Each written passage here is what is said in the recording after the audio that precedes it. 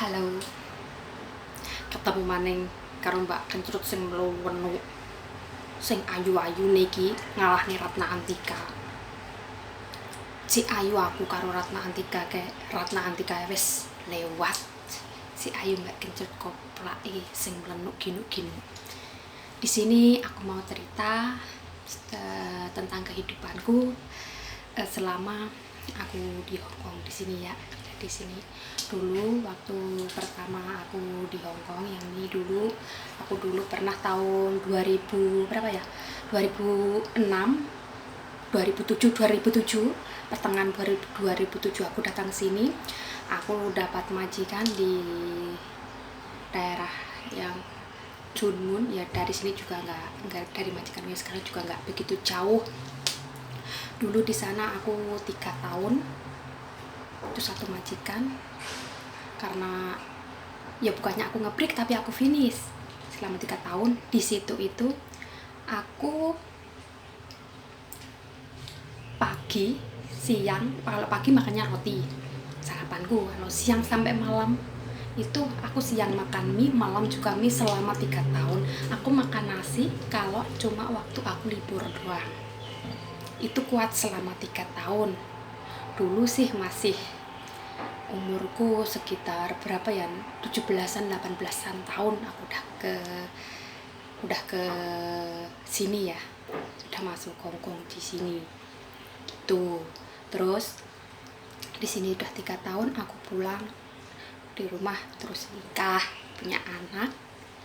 2010 udah aku pulang, habis itu nikah, punya anak. Terus 2011 aku punya anak. 2012 aku tinggal umur 8 bulan kalau nggak salah ya. 2012 aku masuk PT lagi, PT Kuara di Malang, terus masuk ke majikan baru. Anakku di rumah sama ibu mertua dan bapak mertuaku. Suamiku pergi ke Malaysia. Habis itu aku di sini selama 3 bulan. Majikanku jahat banget, majikanku yang ini, yang bukan yang aku ikutin ini. Jahatnya gini, pelit. Kalau pelit sih kebanyakan di sini tuh ya kayak gitulah. Cerewetnya Masya Allah, kerja nggak ada benernya. Kerja tuh kayak kerja orang, kerja apa ya, mesin. Dari pagi jam 6 pagi sampai jam 12 sampai jam 1 malam baru selesai kerja. Nggak ada istirahat, paling makan siang aja itu cuma beberapa menit doang. Kalau aku libur, sebelum aku keluar aku harus kerja dulu ya, nyuci ya, semua kerjaan lah. Aku yang rebus botol susu, soalnya dulu ada bayinya, tapi bayinya saya nggak pernah megang, yang megang si nenek cerewetnya, nauzubillah min dalik. Terus anaknya laki yang kecil itu juga aduh nakalnya Masya Allah. Habis itu aku nggak kuat, akhirnya aku ngebreak cari majikan lagi, dapat yang ini. Alhamdulillah. Nunggu di luar selama ngebreak, saya nggak pulang Indo, saya pulang ke Cina, nunggu visa di Cina. Temanku juga ada sekarang, nggak tahu mereka sekarang ada di mana, soalnya udah lost kontak udah lama. Selama di Cina tuh 1 bulan penuh tidak ada uang sama sekali, jujur. Aku cuma bawa uang 150, aku tukerin dengan uang Cina, cuma dapat $75 buat aku beli SIM card di sana sama pulsa. Itu selama 1 bulan di sana tuh makan tidur ya, namanya juga orang ilegal ya. Kalau ilegal ya, soalnya di sana kan nggak bisa keluar. Kalau keluar takutnya ditangkap polis, kita paspor juga nggak pegang, ID card juga nggak pegang gitu ya. Tidur kalau satu rumah itu ada berapa banyak, dari agent saya tuh banyak, itu ada berapa anak gitu ya. Makan di situ, masaknya kan ada ibu asramanya yang beliin gitu. Tidurnya ya Allah, coro, di mana-mana ada coro, tapi dikuat-kuatin aja. Selama 1 bulan bisa aku turun, aku balik lagi ke Hong Kong. Selama bisa aku turun, si majikanku yang ini belum ngambil aku sampai 20 hari lebih, kalau nggak salah 20 hari lebih. Habis itu aku hidup di luar, aku hidup di agent, makan tidur di agent, tapi tidurnya gratis, makannya cari sendiri. Aku cari part time, kerja yang ilegal itu di rumah, 1 hari 150, tapi kerjanya ya kayak gitu, kayak mesin. Ya aku harus bertahan hidup buat makan sehari-hari kan. Kalau kita nggak kerja siapa yang ngasih makan? Kita setiap hari butuh makan. Kalau makan dulu itu satu bungkus masih $15 ya kalau nggak salah, itu masih lumayan sih. Sekarang kan udah naik harga makanan kan udah agak mahal gitu. Itu selama 3 hari aku nggak kuat kerjanya, aku sakit, aku minta pulang. Habis itu temanku nawarin, kamu mau nggak kerja di situ gantiin saya gini. Aku bilangnya mau. Terus ada temanku yang satu lagi itu yang udah masuk majikannya minta gini, kamu mau nggak, ada nggak anak yang mau kerja buat bersihin kaca jendela, sebenarnya kayak gitu. Terus aku terpaksa, ya aku mau, aku aja mbak, aku mau. Kan nggak tidur di rumahnya dia, berangkat pagi, pulangnya sore jam 6. Aku jam 7 udah berangkat, soalnya jaraknya kan jauh, rumahnya jauh. Mulai start kerja itu jam 9, pulangnya jam 6. Itu selesainya kayak gitu. Tapi alhamdulillah gajinya juga lumayan, meskipun kerjanya berat. Aku super emak sebenarnya kalau ketahuan polis juga nggak boleh ya sebenarnya kayak gitu. Soalnya pernah waktu itu, selama itu kalau nggak salah waktu itu gunung Kelot ya, gunung Kelot yang meletus itu. Nah itu waktu itu ya, benar-benar waktu itu aku belum masuk majikan, aku masih kerja di luar gitu. Dalam jangka waktu 20 hari aku kerja di luar, itu yang ikut bosnya temanku itu alhamdulillah lumayan banyak ya. Dulu aja potongan gaji masih 2.500 berapa gitu, sisanya gajiku dulu cuma 4.100 kalau nggak salah. Terus dipotong yang 2.000 kan, sisanya masih 2.000 lebih itu. Terus aku tambah potongan lagi 1 bulan itu dulu. Terus habis itu aku dapat kerja masih, terus majikan kerja 20 hari ikut orang tadi kerja yang ilegal tadi. Aku setiap hari 2 hari sekali aku bisa kirim duit $800. Dulu tukaran masih 1.700-an lah ya, sekitar itu ya 1.700 ya kalau nggak salah, 1.700 itu setiap hari aku kirim.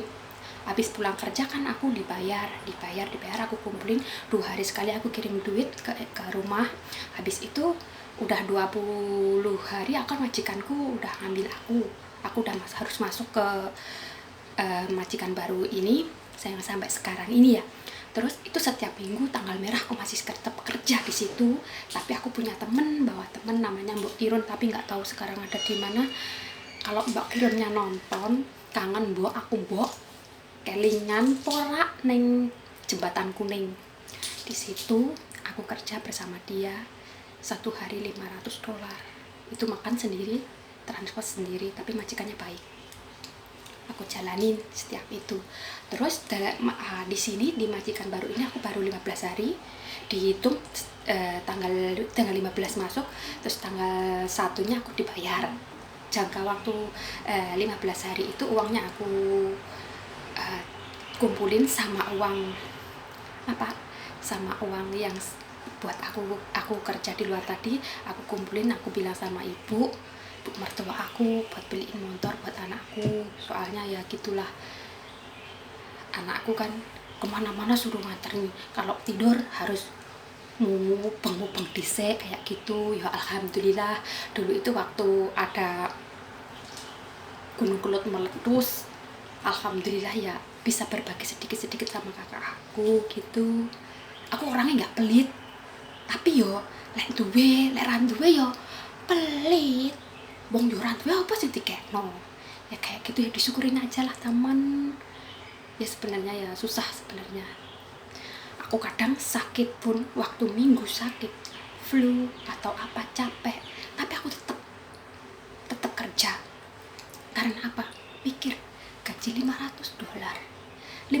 dolar kalau aku kerja di rumah ini 3 hari 4 hari ya 3 hari ya 3 harian.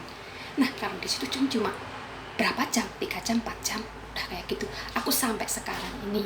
Tapi selama ada corona setiap minggu itu aku udah jarang banget. Yang terakhir 3 tahun yang ini ya, 3 tahun yang ini jarang banget. Sekarang udah nggak kayak dulu kerja kalau di luar. Kalau dulu itu setiap minggu tanggal merah itu selalu ada terus.